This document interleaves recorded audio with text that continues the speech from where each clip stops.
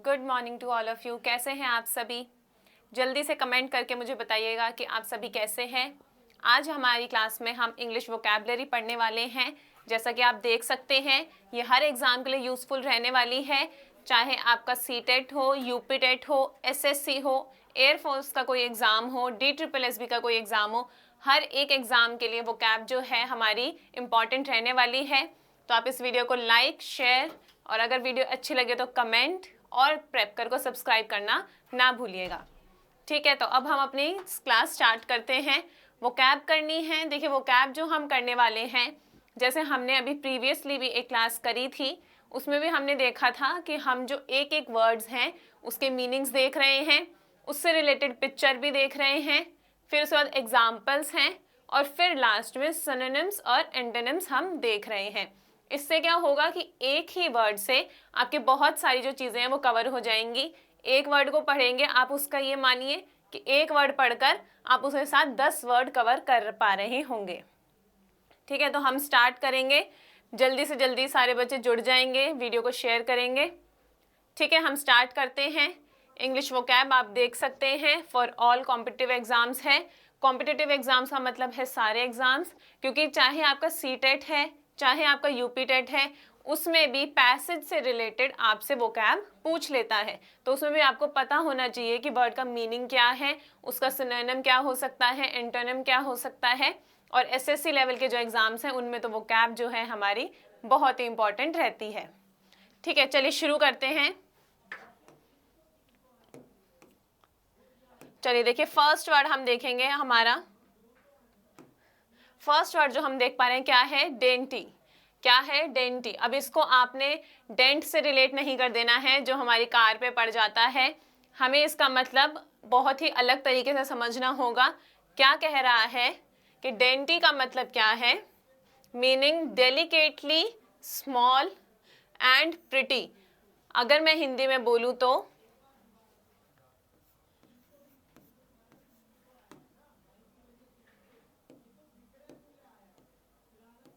हिंदी में बोले तो कोई ऐसी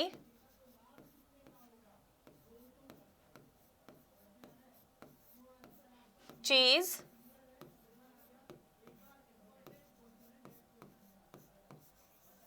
जो कि नाजुक हो। डेलिकेट का क्या मतलब रहने वाला है आपका? जो कि नाजुक है, नाजुक है, छोटी है और सुंदर है।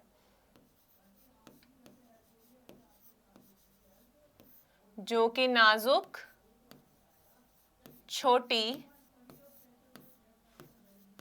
और सुंदर है।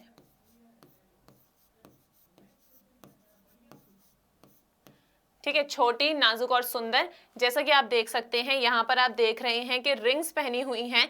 आजकल हो सकता है लड़कियों को ये चीज़ पता भी हो, डेंटी ज्वेलरीज चल रही हैं बहुत।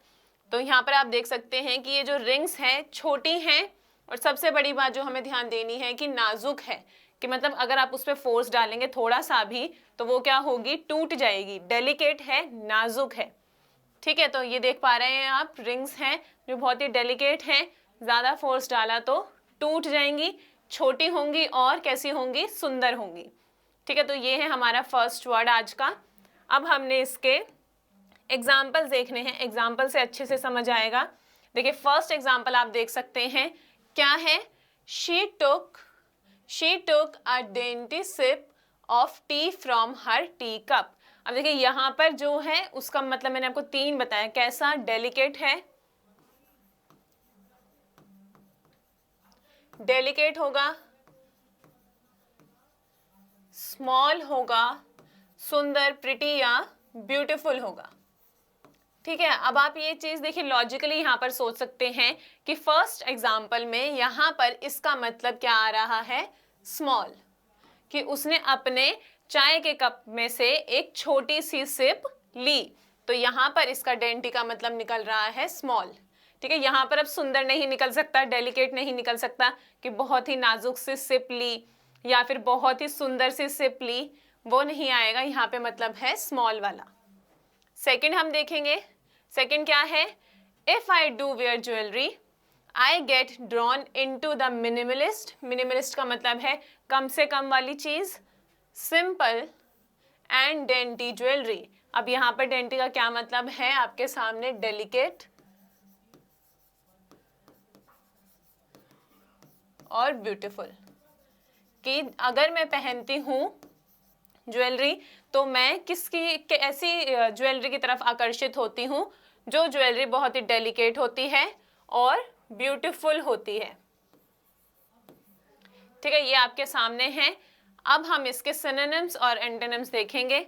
आपको दिख रहा है सिनोनिम, क्या है सिनोनिम्स हमारे, कॉशियस। कॉशियस का क्या मतलब है, सतर्कता से, ध्यान रखना, सतर्क रखना। कोई भी चीज जैसे हमने यहाँ पे बोला डेलिकेट है कि वो टूट जाएगी, तो इसलिए आपको क्या रखना है, ध्यान रखना है और सतर्क रहना है। डेलिकेट इसके मीनिंग में ही था, डेलिकेट। ठीक है, नेक्स्ट आप देख सकते हैं एंटोनिम कौन कौन से हैं। देखिए फर्स्ट आप देख पा रहे हैं अगली। अब ये कौन से वाले के लिए आया है, ब्यूटीफुल और प्रिटी का एंटोनिम आया है अगली। फिर एक केयर फ्री। केयर फ्री का मतलब क्या, कि जिसकी केयर ना करनी पड़े, जो डेलिकेट ना हो, जो चीज टूटे ना। फिर है अनक्रिटिकल, ये भी वही है डेलिकेट का आपका एंटोनिम, या फिर आप क्या बोल सकते हैं, इंफीरियर। इंफीरियर भी इसका एक एंटोनिम हो सकता है। तो यहाँ पे आपका जो फर्स्ट वर्ड है वो हुआ खत्म। हमने फर्स्ट वर्ड में ही देखिए इतनी सारी चीजें सीख ली हैं। आगे बढ़ते हैं अब।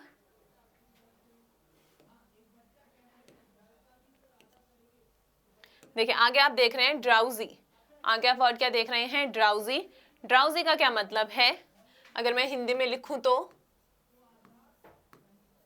नींद या फिर सुस्ती, नींद या फिर सुस्ती। अब एक बार इसका इंग्लिश में भी मीनिंग देख लेते हैं, क्या कह रहा है, स्लीपी मतलब नींद, वही बात बोली है। लेथार्जिक, लेथार्जिक का मतलब थके हुए होना, सुस्ती भरा सा आपको फील हो रहा हो। और हाफ अस्लीप, हाफ अस्लीप की मतलब कि बस सोने ही वाले हैं हम, मतलब जैसे बोलते हैं ना कच्ची नींद में हैं, बस सो ही रहे हैं, आंखें बंद करके लेटे हुए हैं, वो है आपका हाफ अस्लीप। जैसे कि आप पिक्चर में भी देख सकते हैं हाफ अस्लीप है, ये आपको दिख रहा है कि बस अब इसकी आंखें बंद होने वाली है, बस ये जो हमारे सामने है लड़की ये सोने ही वाली है। ठीक है, ये है आपका ड्राउजी का मतलब। ड्राउजी ऐसा वर्ड है जो आपकी एक फीलिंग एक्सप्रेस करता है। किस तरह की फीलिंग, जब आप थकान महसूस कर रहे हैं या फिर आप सुस्त महसूस कर रहे हैं, आपको नींद आ रही है, तब हम क्या बोलते हैं कि हम फील कर रहे हैं drowsy, I am feeling drowsy. आगे बढ़ेंगे, इसके एग्जाम्पल्स देखेंगे। एग्जाम्पल्स देखिए क्या है। फर्स्ट एग्जाम्पल आपने देखा, I feel drowsy, I feel drowsy after lunch every day, after lunch every day. और ये किसको नहीं होता है, जब हम लंच करते हैं और उसके बाद जब हम खा लेते हैं, फिर हमें बस ऐसा होता है कि बस अब तो लेट जाए भाई, अब तो हमें सो जाना है, इतनी नींद आती है उस टाइम पे, सुस्ती छा जाती है। तो वही यहाँ पर है, बिल्कुल आपकी डेली लाइफ से रिलेट करके एग्जाम्पल लिया गया है। कैसा एग्जाम्पल है, आई फील ड्राउजी, मैं ड्राउजी फील करता हूँ, नींद आती है, सुस्ती आती है, कब, आफ्टर लंच एवरी डे, जब भी मैं लंच करता हूँ रोज। ठीक है, नेक्स्ट देखेंगे क्या है, I would just woken up, I had just woken up and was still drowsy, कि मैं जस्ट अभी अभी उठा था और अभी उठते ही मुझे अभी भी कैसा फील हो रहा है, ड्राउजी फील हो रहा है। कैसा फील हो रहा है, ड्राउजी। क्या मतलब, ये भी देखिए आपके साथ रोज होता ही होगा। आप सोकर उठते हैं और तब भी आपको क्या होता है, नींद आ रही होती है। ठीक है, आप सोकर उठे 9 बजे और 10 बजे दोबारा नींद आने लग जाती है, तो वो भी क्या है, ड्राउजी।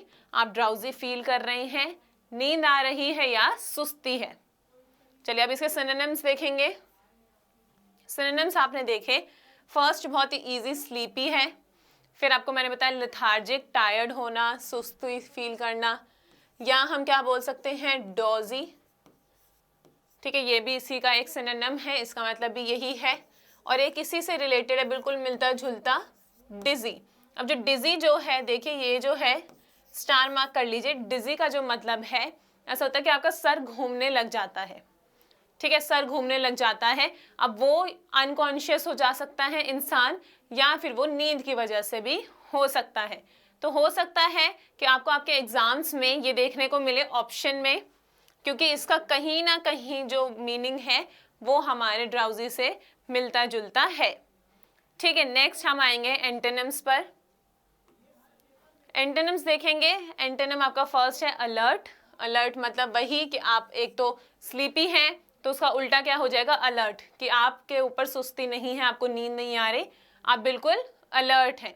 जैसे मान लीजिए कार चला रहे हैं, किसी ने बोला कि तुम्हें नींद तो नहीं आ रही, रात का बहुत ज़्यादा टाइम हो गया है, 12-1 बज गए हैं, तो कार चलाते चलाते आपने क्या बोला, नहीं आई एम अलर्ट, तो वो क्या हो जाएगा अलर्ट यहाँ पर कि नहीं, I am not feeling drowsy, I am alert, मैं अलर्ट हूँ। नेक्स्ट है आपका अवेक, वही उठा होना, ठीक है, जागे होना, या आप क्या बोल सकते हैं वेकफुल, इसका भी यही मतलब है, जागे होना। ठीक है, वेकफुल आप बोल सकते हैं। अगर हम डिजी को देखें, जो मैंने आपको बताया कि चक्कर आना, सर घूमना, तो उसका क्या हो जाएगा ऑपोजिट, कॉन्शियस। कॉन्शियस मतलब अपने पूरे होशो हवासों में होना। तो ये है आपके सामने ड्राउजी के सिनोनिम्स और एंटोनिम्स। ठीक है भाई, अब आगे बढ़ेंगे।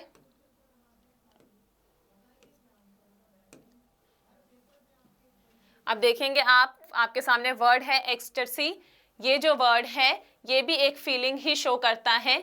कैसे शो करता है, मैं हिंदी में लिखूं तो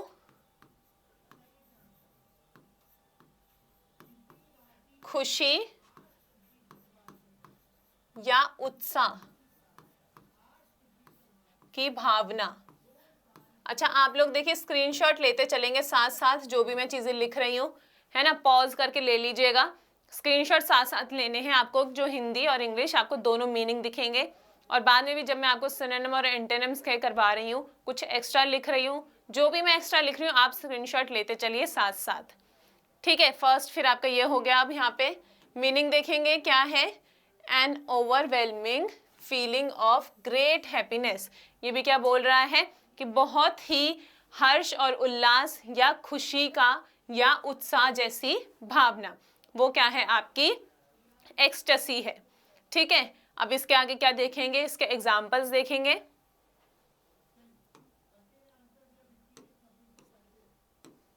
एग्जाम्पल देखेंगे। फर्स्ट देखिए, यहाँ पे आपके लिए लिख दिया है ताकि आप भूले ना, अगर आप स्क्रीनशॉट लेना भूल जाएं तो यहाँ पर आप देख लेंगे। देखिए फर्स्ट देखेंगे एग्जाम्पल। फर्स्ट है आपके सामने, when I saw my favourite singer in concert. क्या कि मैंने जब अपने फेवरेट सिंगर को कॉन्सर्ट में देखा, आई वॉज इन एक्सटेसी, कि मैं हर्ष और उल्लास की भावना में था, मुझे बहुत ही खुशी हुई। तो आपके इसके सिनोनिम्स देखेंगे। अब यहाँ पर क्या है, फर्स्ट है आपका जॉय, ये आपको पता ही है, बहुत ही सिंपल सा वर्ड है। हैप्पीनेस, जॉय एक साथ चलते हैं ये दोनों। डिलाइट, जैसे बोल देते हैं आई फील डिलाइटेड, कि मैं बहुत ही खुश हूँ। इलेशन या क्लाउड नाइन, अब ये बहुत ही इंपॉर्टेंट है आपके लिए, क्लाउड नाइन। इलेशन की जगह इलेटेड भी हो सकता है। ठीक है, इलेशन की जगह इलेटेड भी हो सकता है। सभी का मतलब खुशी, हर्ष और उल्लास से रिलेटेड ही है। ठीक है, नेक्स्ट फिर आप देखेंगे क्लाउड नाइन। जैसे हम हिंदी में बोलते हैं कि मैं 7वें आसमान पर हूँ, ऐसे ही इंग्लिश में क्या है, क्लाउड नाइन। आप देख पा रहे हैं इंग्लिश में क्या है, क्लाउड नाइन। इसे मैंने स्टार मार्क भी कर दिया है। ठीक है, बहुत ही इंपॉर्टेंट ये रहने वाला है। एंटोनिम्स देखेंगे अब इसके। देखिए फर्स्ट है माइजरी। ठीक है, ये क्या है, मिजरी, माइजरी कुछ भी बोल सकते हैं। ये भी क्या है, आपका दुखी होना, जब आप खुश नहीं हैं, दुखी हैं, स्ट्रेस में हैं, डिप्रेशन में हैं, या क्या बोल सकते हैं स्ट्रेस, स्ट्रेस बोल सकते हैं, डिप्रेशन बोल सकते हैं। ठीक है, कोई भी चीज़ आप बोल सकते हैं, बस आपके खुशी से एंटोनिम मतलब कि उल्टा होना चाहिए। अब यहाँ पे अगर आपको सिंपल वाला लिखना है तो ऐसे हम बहुत सारे लिख सकते हैं, सैड, अनहैप्पी, ऐसे जो सिंपल वाले हैं फिर वो बहुत सारे चलते रहेंगे। हमारा मकसद यहाँ पर क्या है कि आपको ऐसे सिनोनिम और एंटोनिम्स दिखाना जो कि आपको ना पता हो। ठीक है, क्योंकि नॉर्मल वाले आप लोगों को पता ही है। नेक्स्ट है इरेडिकेट। इरेडिकेट का क्या मतलब है, कोई चीज हटा देना, जड़ से खत्म कर देना। अब यहाँ पर आप क्या देख रहे हैं कि ये क्या है, एक वायरस है, ठीक है, कोई वायरस है ये, और ये क्या है, इसको खत्म करने के लिए आ रहा है। तो इरेडिकेट का मतलब क्या हुआ, खत्म, नष्ट या समाप्त कर देना।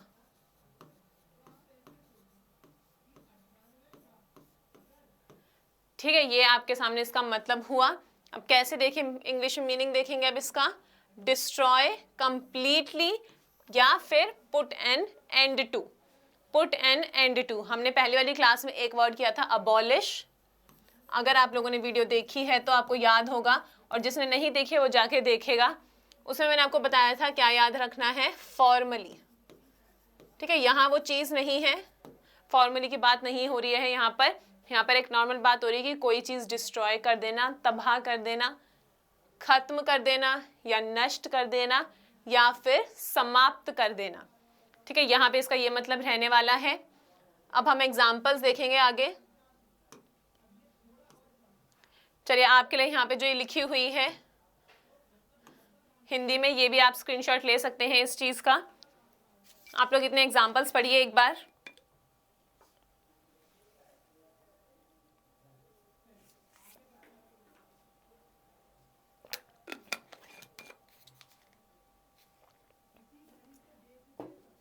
ठीक है भाई, आगे बढ़ते हैं। अब देखिए, इसमें एग्जाम्पल देखेंगे आप। एग्जाम्पल क्या है, फर्स्ट आपने देखा, we can eradicate this disease from the world, कि हम इस डिजीज को, जैसे कि अभी आपका कोरोना ही चल रहा है, ठीक है, हम इस डिजीज को जो है जड़ से बिल्कुल पूरी तरह से नष्ट कर सकते हैं पूरी दुनिया से। ठीक है, यहाँ पे इरेडिकेट का मतलब क्या है, खत्म कर देना, नष्ट कर देना या जड़ से खत्म कर देना आप बोल सकते हैं। ठीक है, नेक्स्ट आप देखेंगे, सेकंड है, their goal was to eradicate poverty. Poverty क्या है, आपकी गरीबी। उनका गोल क्या था कि गरीबी को पूरी तरह से खत्म कर देना, ये उनका गोल था, इरेडिकेट कर देना। ठीक है, अब हम इसके सिनोनिम्स देखेंगे। आप देख पा रहे हैं सिनोनिम क्या है। फर्स्ट आप देख पा रहे हैं एलिमिनेट, एलिमिनेट कर देना। अगर आप कोई रियलिटी शो देखते हैं तो उसमें भी होता है एलिमिनेशन, वो उसको बाहर निकाल देते हैं कंटेस्टेंट को, उसी से आप याद रख सकते हैं क्या है, एलिमिनेट। आपको क्या करना है, हटा देना है, वहां से खत्म कर देना है। रिमूव, हटा देना। डिस्ट्रॉय मतलब कि तबाह कर देना। वाइप आउट, वाइप आउट, अब इसमें आपको बनाना है यहाँ पर स्टार। ठीक है, वाइप आउट क्या है, पूरी तरह से हटा देना, नष्ट कर देना, जो इरेडिकेट का मतलब है, बिल्कुल सीधा सीधा वही इसका मतलब है। नेक्स्ट आएंगे एंटोनिम पे। अब एंटोनिम्स देखेंगे क्या है, बिल्ड। अब जब उसका मतलब है खत्म कर देना, तो इसका क्या मतलब आ जाएगा, बिल्ड, क्रिएट, कंस्ट्रक्ट और कीप। मुझे याद है जब हमने अभी वो कैप की क्लास करी थी, जब हमने वही अबॉलिश वर्ड किया था आपका,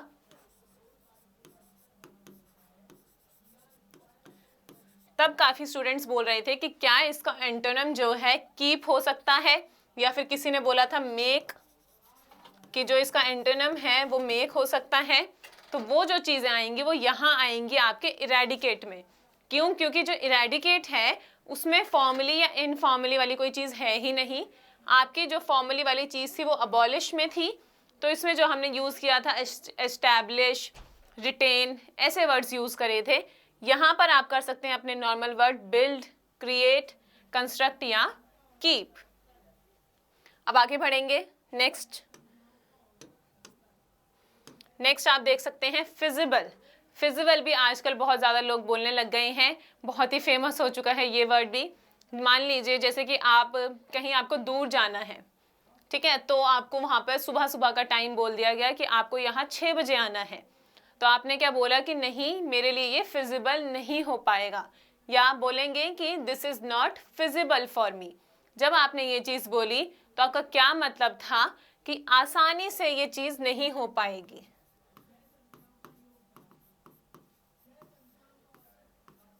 आसानी से, संभव नहीं है।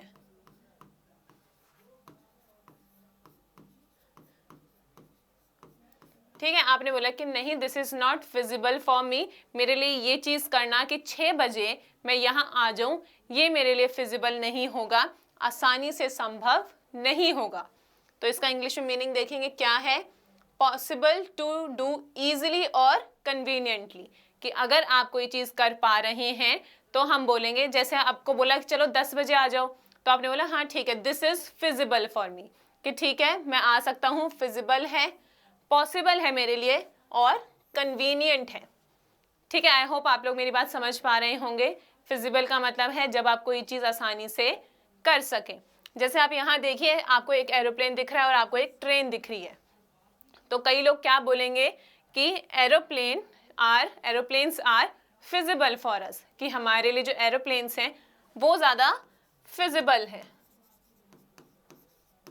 कि हम ट्रेन में 5-6 घंटे नहीं बैठ सकते, या अगर आपको कहीं जल्दी पहुंचना है तो हम ट्रेन में नहीं जा सकते, तब हमारे लिए फिजिबल क्या चीज़ रहेगी, आपकी एरोप्लेन। हमारे एरोप्लेन हमारे लिए फिजिबल रहेंगे। अब फिर से आप देख सकते हैं, हिंदी आपके लिए ऊपर लिखी हुई है, नीचे एग्जाम्पल्स हैं। एग्जाम्पल्स हमने देखना है, फर्स्ट वाला, it is not a feasible option, it is not a feasible option for many of us, कि हमारे लिए ये जो ऑप्शन है आसानी से कर पाना संभव नहीं है। नेक्स्ट है आपका, we are still looking for feasible solutions in new areas of the design space, कि हम अभी क्या कर रहे हैं, जो ये डिज़ाइन स्पेस है इसमें हम अभी भी फिजिबल सॉल्यूशंस जो हैं ढूंढ रहे हैं, ऐसे सॉल्यूशंस ढूंढ रहे हैं जो आसानी से करना संभव होगा। नेक्स्ट में आएंगे सिनोनिम। सिनोनिम्स आप देखेंगे क्या है, प्रैक्टिकल। अब जैसे मैंने आपको एग्जांपल दिया था कि 6 बजे यहाँ आ जाओ, तो आप फिजिबल की जगह क्या बोल सकते थे कि नहीं, मेरे लिए ये प्रैक्टिकल नहीं है, प्रैक्टिकल चीज़ नहीं है, वर्केबल चीज़ नहीं है, रियलिस्टिक नहीं है, कि भाई ये तो रियलिस्टिक है ही नहीं, ये हवा की बातें हैं कि मैं यहाँ आ जाऊँ, कि तुम तो बस ऐसे ही बोल रहे हो, तुम्हारा क्या जा रहा है बोलने में, ये तो हवा की बात है कि मैं यहाँ 6 बजे आ जाऊँ, ये रियलिस्टिक बात नहीं है। फिर क्या है, वायबल। वायबल का भी यही मतलब है कि पॉसिबल होना। अब है एंटोनिम्स। फिर आपको जैसे बोला कि 10 बजे आ जाओ, तो आपने बोला ठीक है, ये चीज़ प्रैक्टिकल है, हो सकती है, ठीक है। 10 AM इज़ वर्केबल, ठीक है, आ सकता हूँ। 10 AM इज़ रियलिस्टिक टाइम, कि हाँ 10 बजे का जो टाइम है वो रियलिस्टिक है थोड़ा, और वायबल है। अब इसका उल्टा देखेंगे एंटोनिम्स पे, इम्प्रैक्टिकल वही प्रैक्टिकल का ही है, ये तो इसमें कोई दिक्कत नहीं है। इम्पॉसिबल, क्योंकि इसकी डेफिनेशन में ही था पॉसिबल, संभव होना। फिर है इनकन्वीनियंस, इनकन्वीनियंट, उसमें था डेफिनेशन में कन्वीनियंटली, यहाँ पर है इनकन्वीनियंट। तो आई होप आपको समझ आया होगा सब कुछ अभी तक का। चलिए आगे बढ़ेंगे। अब आ गए हैं हम फील्ड्स पे। इसको फ्रेंड्स से कंफ्यूज नहीं करना है, ठीक है। यहाँ पर अभी आर है नहीं, आर नहीं है, ये फ्रेंड्स नहीं है, क्या है, फील्ड्स, और बिल्कुल ऑपोजिट मीनिंग है इसका, ठीक है।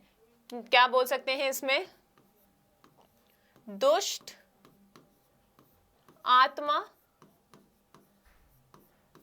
या फिर कोई दानव। दानव क्यों बोला है, आदमी भी बोल सकते थे, दुष्ट है तो दानव ही बोला जाएगा। अभी कंटिन्यू करते हैं आगे।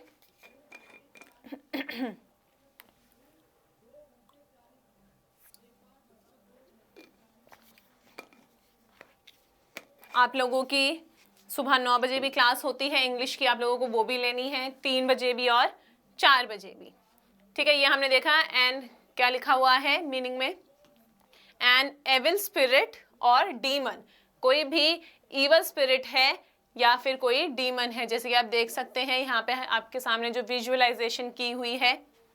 आगे चलेंगे एग्जाम्पल्स पे। एग्जाम्पल्स क्या है आप देख सकते हैं, हिंदी आपके लिए लिखी हुई है। एग्जाम्पल्स क्या है, the field stole money from the little boys.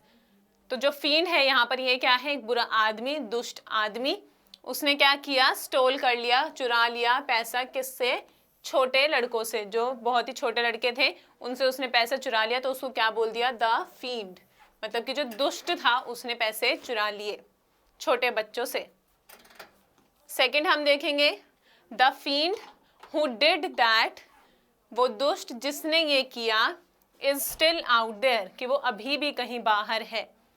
The one who killed those children, जिसने उन बच्चों को मारा, वो फींड, वो दुष्ट अभी भी बाहर है।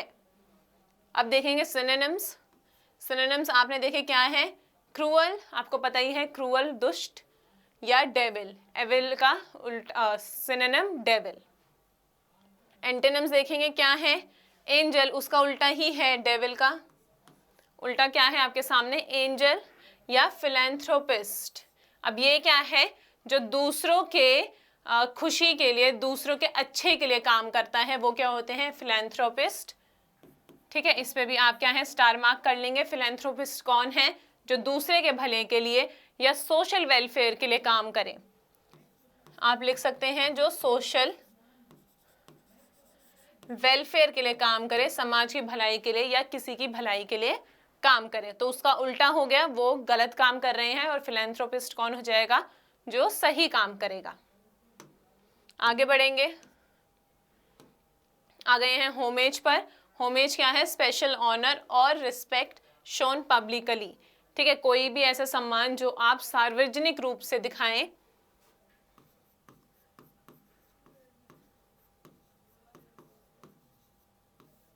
सार्वजनिक रूप से दिखाया गया सम्मान। आप देख सकते हैं कि शहीदों को सम्मान दिया जा रहा है, तो ये क्या है? होमेज है। एग्जाम्पल्स देखेंगे।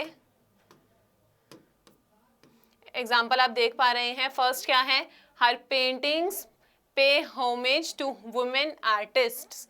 क्या है? जो उसकी जो पेंटिंग है वो होमेज दे रही है, मतलब कि पब्लिकली सम्मान दे रही है। किसको? वुमेन आर्टिस्ट को। ठीक है, नेक्स्ट देखेंगे। They stood in silent homage round her grave. जैसे मौन में खड़े हो जाते हैं, नीचे 2 मिनट अपना जो हम सर नीचे करके मौन में खड़े होते हैं, वो भी हम क्या करते हैं? पब्लिकली रिस्पेक्ट देते हैं।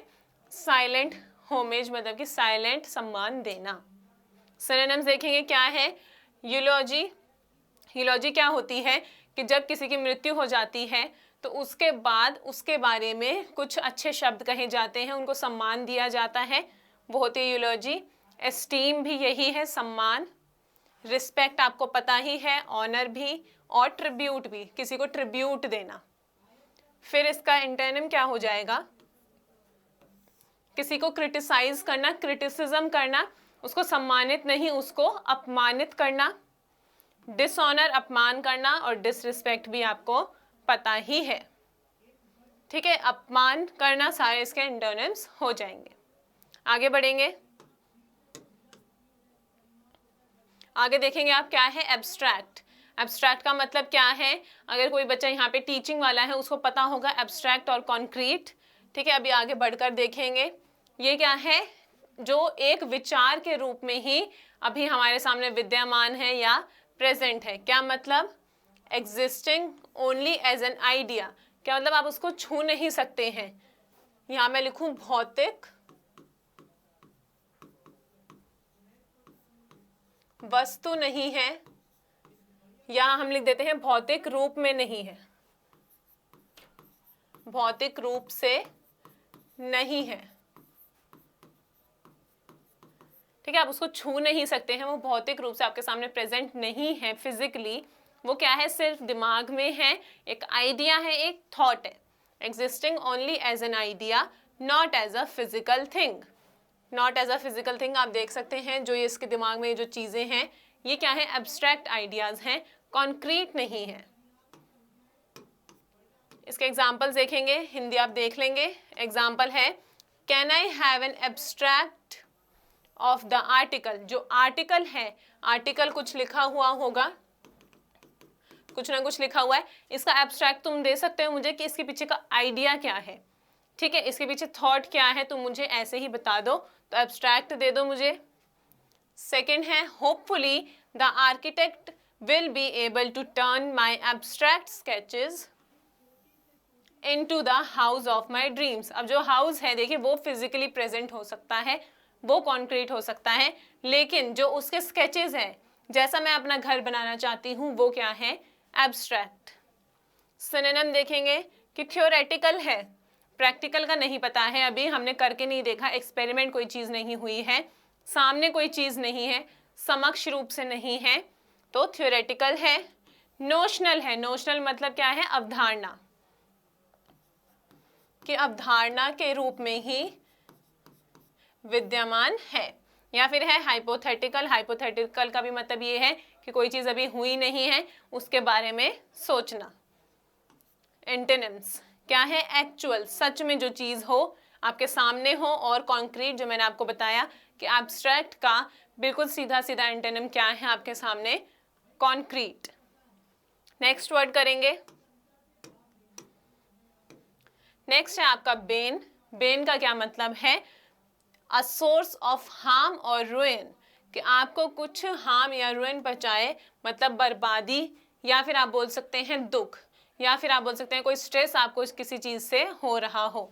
अ सोर्स ऑफ हार्म, जिस चीज़ से आपको हार्म पहुंचे या कोई चीज़ रुइन हो, वो चीज़ क्या है, आपकी बेन। ठीक है, जैसे आप देख सकते हैं कि इसके दिमाग में ये बहुत परेशान है, कोई कोई चीज़ है, ये सारी क्या है, इसके लिए सोर्स ऑफ हार्म या रुइन है, कुछ स्ट्रेस की चीज़ है, तो ये सारी चीज़ें इसके लिए क्या है, बेन। आपको एग्जाम्पल से अच्छे से समझ आएगा। एग्जाम्पल से देखेंगे, आप हिंदी देख सकते हैं, हिंदी आप देख सकते हैं, नुकसान या बर्बादी का स्रोत। नुकसान मतलब कि कोई नुकसान होगा, आपको हार्म होगा, सोर्स ऑफ हार्म जो लिखा था। देखिए फर्स्ट देखेंगे क्या है, the defender was the bane of my scoring hopes blocking my shot from the goal. मतलब कि क्या है, मान लीजिए कोई फुटबॉल खेल रहा है, वहाँ पर कोई गोलकीपर है, वहाँ पर वो खड़ा हुआ है, मैंने शॉट मारा और उसने वो बचा लिया, तो वो क्या है, मेरे लिए बर्बादी का स्रोत हुआ कि मैं उसके सामने से अपना जो गोल है वो नहीं मार पाई, तो वो क्या था मेरे लिए, बेन था। ठीक है, डिफेंडर क्या था, बेन था मेरे लिए। नेक्स्ट देखेंगे, those noisy neighbours are the bane of my life. अब क्या है कि मतलब दिक्कत की बात है कि जो वो नॉइजी नेबर्स हैं, जो इतने उनके घर से इतनी आवाज़ें आती हैं, कोई गाने की आवाज़ हो सकती है, कोई वो बहुत तेज़ तेज़ म्यूज़िक बजाते हों, वो जो है those noisy neighbours are the bane. Bane यहाँ पर क्या है, अब देखिए बिल्कुल आपको इससे नहीं जाना है लिटरल की नुकसान या बर्बादी, कोई दिक्कत हो सकती है, कोई स्ट्रेस हो सकता है, तो वो यहाँ मतलब आपको समझ आ जाएगा। नेक्स्ट देखेंगे आप सिनोनिम्स। सिनोनिम क्या है, फर्स्ट वही जो उसकी उसमें था डेफिनेशन में, रुइन कर देना कोई चीज़, या कर्ज। कर्ज भी क्या है, आपका सोर्स ऑफ हार्म है। कर्ज क्या है, किसी के बारे में बुरा बोलना, बुरा सोचना, श्राप देना, ऐसी चीज़ें। एंटोनिम आप देखेंगे बोन, बिल्कुल उसका उल्टा है, कोई अच्छी चीज़, कोई फायदे की चीज़ होना।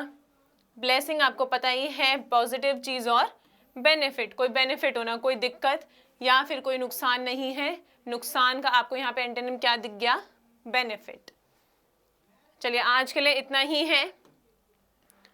आई होप आप लोगों को आज की क्लास अच्छी लगी होगी, यूज़फुल लगी होगी, और कल भी आपको इसी टाइम पे वोकैब की क्लास मिलेगी, तो जुड़ना मत भूलिएगा।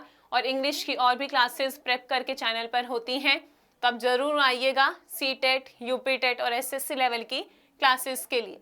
ठीक है, आज के लिए इतना ही, धन्यवाद, कल फिर मिलेंगे।